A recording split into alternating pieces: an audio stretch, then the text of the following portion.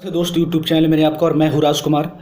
और आज हम डिस्कस करेंगे लद्दाख के बारे में, डिटेल से जानेंगे इसकी जियोग्राफिकल बाउंड्री और इसके हिस्ट्री के बारे में। देखो, लद्दाख की इंपॉर्टेंस काफ़ी ज़्यादा बढ़ गया है। लद्दाख का इंपॉर्टेंस पहले भी बहुत ज़्यादा था, जब मुग़ल साम्राज्य हुआ करते थे या उससे पहले डोगरा साम्राज्य वहाँ पे हुआ करते थे, तो उस समय भी ये सिल्क रूट में पड़ता था, क्योंकि पश्चिम एशिया, चाइना और इधर तिब्बत को जोड़ता था, भारत को जोड़ता था।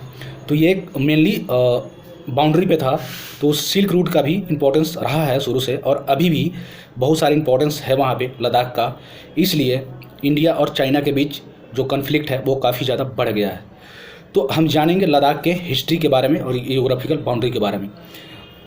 देखो, बहुत सारे इश्यूज़ मेरे छूट गए हैं, क्योंकि 12-13 दिन के लिए मैं कुछ निजी कारणों से बाहर चला गया था, इसलिए मैं सभी चीज़ों को कवर करूँगा। ठीक है, चलिए डिस्कशन स्टार्ट करते हैं। देखो, लद्दाख जो है ये पहले यहाँ पे ये लद्दाख नाम नहीं था, पहले ये तिब्बतियन एरिया बोला जाता था, यानी तिब्बतीय रीजन बोला जाता था। ठीक है, बताएंगे लद्दाख का नाम कैसे पड़ा, क्यों पड़ा, बट इसको पहले तिब्बतियन एरिया बोला जाता था। लद्दाख के बारे में पहले जान लेते हैं, इसकी जियोग्राफिकल बाउंड्री के बारे में। देखो, लद्दाख के ऊपर जाओगे तो आप अक्साई चीन में जाओगे, उसके ऊपर जाओगे तो चाइना का जिंजियान प्रांत है। ठीक है, यानी चाइना का साउथ वेस्ट में जाओगे तो वहाँ पे जिंजियान प्रांत है, जहाँ के उइगर मुस्लिम रहते हैं, जो चर्चा में भी बराबर रहता है। उइगर मुस्लिम के बारे में पार्ट 1 पार्ट 2 में मैंने कवर किया है, तो इसको आप देख लेना, वहाँ से पता चल जाएगा। ठीक है, उसके अब फिर वेस्ट में आओगे, यानी लद्दाख का नॉर्थ वेस्ट में आओगे तो आप आओगे पाकिस्तान ऑक्युपाइड कश्मीर में, यानी गिलगित बलूचिस्तान। ठीक है, उसके वेस्ट में आओगे, ठीक वेस्ट में तो जम्मू कश्मीर मिलेगा, यूनियन टेरेटरी। लद्दाख के साउथ में आओगे तो आप हिमाचल प्रदेश, उत्तराखंड का दर्शन करोगे, जबकि ईस्ट में जाओगे तो आप तिब्बत का दर्शन करोगे। ये रहा लद्दाख की बाउंड्री। देखो, लद्दाख सिंधु और सियोक नदियों के बीच में है, जहाँ गलवान वैली का आप जो सुन रहे हो कॉन्फ्लिक्ट, वहाँ बगल में ही एक सियोक वैली भी है। तो ये लद्दाख जो है, ये दो नदी, याद रखना इस चीज़ को, सिंधु और सियोक नदियों के बीच में ये है। ठीक है, और ये मेनली कोल्ड डेजर्ट एरिया में पड़ता है लद्दाख। ठीक है, यहाँ पे हमेशा बर्फ़ जमे रहते हैं, और यही बर्फ़ बाद में पिघलता है, यानी गर्मी के मौसम में तो झील बन जाते हैं और नदियाँ वहाँ से निकलने लगती है। लद्दाख की सर्वोच्च चोटी है माउंट राकापोसी, और ये माउंट राकापोसी यानी लद्दाख ट्रांस हिमालय का भाग है। ट्रांस का मतलब होता है बाहर। ठीक है, यानी हिमालय के बाहरी जो क्षेत्र हैं उसे ट्रांस हिमालय कहते हैं। तो पूछेगा माउंट राकापोसी किसका है, बृहद हिमालय का, लघु हिमालय का, ट्रांस हिमालय का, तो ट्रांस हिमालय का ये सर्वोच्च चोटी है। ठीक है, इस चीज़ को याद रखना। चलो अब इसकी हिस्ट्री के बारे में जानते हैं कि लद्दाख की हिस्ट्री क्या रही है। देखो, चलते हैं बहुत पीछे, यानी 842 सी में हम आते हैं। वहाँ पे एक डायनेस्टिक हुआ करता था, जिसके शासन करता थे लंगदबर्मा। याद रखना इस बंदा को, लंगदबर्मा डायनेस्टिक जो हुआ करता था, मतलब उसके शासन करते थे लंगदबर्मा।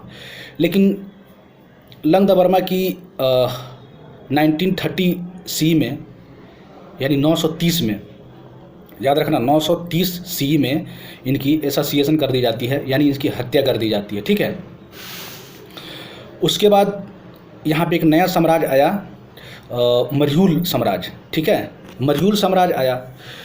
मर्यूल साम्राज्य बहुत दिन तक यहाँ पे शासन किया है। ठीक है, और मर्यूल साम्राज्य तिब्बत के जितने भी सारे एरिया हैं उसके साथ बहुत अच्छे संबंध स्थापित करने की कोशिश किए, और उसी समय से तिब्बत और लद्दाख के जो जितने भी सारे कल्चर हैं, यानी फेस्टिवल, डांस, लैंग्वेज, ये सब चीज़ें उस समय बहुत ही ज़्यादा घुल मिल गए। और आज भी आप देखोगे लद्दाख का जितने भी सारे कल्चर है वो तिब्बत के साथ बहुत ही ज़्यादा मिलता है।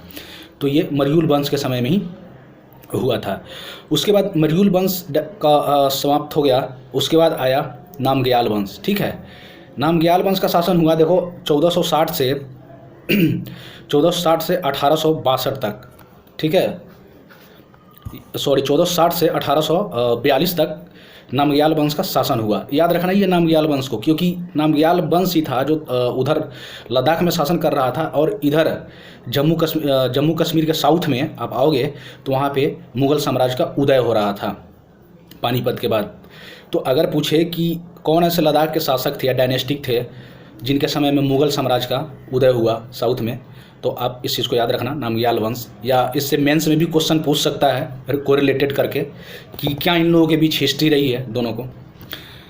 फिर उसके बाद ये चीज़ चलता रहा, अब नमग्याल वंश का जब 1842 ईस्वी में कोलैप्स कर गया, उसके बाद एक नया वंश आया, डोगरा वंश। डोगरा वंश एक सिख साम्राज्य था, एक सिख वंश था, इन्होंने भी बहुत दिन तक शासन किया। उसके बाद देखो 1586 में यानी 1586 में अकबर ने भी इस लद्दाख रीजन को जीत लिया था। ये याद रखना सन को, और अकबर को भी याद रखना, इसको रंजीत सिंह ने भी जीता था। तो 1586 में अकबर ने इसको जीत लिया, लेकिन पूरी तरह से जीता नहीं था। उन्होंने अपनी डोमिनेंस स्थापित करने की कोशिश की थी, क्योंकि वहाँ पे शासन करना इतना आसान नहीं था, उतनी अनुभव थी नहीं कि वहाँ पे मुग़ल साम्राज्य जो है वहाँ पे शासन कर सके। तो ये एक्सपीरियंस ज़्यादा थी डोगरा वंश के पास, या जो छोटे वंश थे उनके पास, तो केवल डोमिनेंस स्थापित करने के लिए, लेकिन नेतृत्व वही लोग करते थे। तो मिलजुल के ये लोग, अगर सीधे शब्दों में कहो तो मिलजुल कर ये लोग शासन करते थे। ठीक है, इस कन्फ्लिक्ट को याद रखोगे, मेंस में बहुत फ़ायदा करेगा। उसके बाद डोगरा वंश ख़त्म हो गया, तब तक ये स्थिति चलती रही। उसके बाद डोगरा वंश के बाद अंग्रेज आ गए जम्मू कश्मीर में, वो अपना डोमिनेंस स्थापित कर लिए, ट्रीटी हुआ, फिर उसके बाद इनकी डोमिनेंस बढ़ती गई जम्मू कश्मीर में, अंग्रेज आ गए। देखो अंग्रेज जब आए तो 1865 में देखो एक लाइन खींची गई थी जिसका नाम है मैकमोहन लाइन। इस मैकमोहन लाइन के तहत अक्साई चीन को आपको दिखाया गया था तिब्बत एरिया में। ध्यान रहा ना, उस समय ये चाइना नहीं कहेंगे, क्योंकि चाइना के एरिया नहीं था ये, ठीक है, अक्साई चीन ये सब चीज़ें। तो क्योंकि तिब्बत जो है ऑटोनोमस रीजन था, यानी स्वायत्त क्षेत्र था। ठीक है, तो 1865 में अंग्रेज़ों द्वारा मैकमोहन लाइन खींची गई, लेकिन मैकमोहन लाइन को आज भी चाइना नहीं मानता है। ठीक है, उसके बाद 1873 में भी एक लाइन खींचने की कोशिश की गई, बट चाइना ने इसको रिजेक्ट कर दिया। फिर उसके बाद 1897 में भी मैकडोनाल्ड लाइन खींची गई अंग्रेज़ के द्वारा, तो भारत उसको भी मानता है, मैकमोहन लाइन को भी, जो 1865 में खींची गई थी, और इसको भी मानता है 1897 का मैकडोनाल्ड लाइन को। बट चाइना इन दोनों को लाइन को नहीं मानता है, क्योंकि चाइना बोलता है कि देखो जब आपने ये ट्रीटी किया था तो उस समय हमारी शासन तिब्बत में नहीं थी। ठीक है, आपने एक ऑटोनोमस रीजन यानी तिब्बत के साथ किया था ट्रीटी, मेरे साथ नहीं किया था। उस समय एक डायनेस्टिक हुआ करता था, तो आप डायनेस्टी के साथ किया था, मेरे साथ तो आपने ट्रीटी की नहीं कभी बाउंड्री की, इसलिए मैं इस बाउंड्री को नहीं मानूंगा। ये याद रखना, ये मेन रीजन है ये बॉर्डर डिस्प्यूट का। ठीक है, उसके बाद ये चीज़ चलता रहा, आज भी चाइना नहीं मान रहा है। 1947 में भारत आज़ाद हुआ। भारत आज़ाद होने के बाद 1949 में रिपब्लिकन ऑफ चाइना भी वहाँ पे एस्टैब्लिश हुआ। चाइना में रिपब्लिकन ऑफ चाइना भी एस्टैब्लिश हुआ। ठीक है, 1949 में।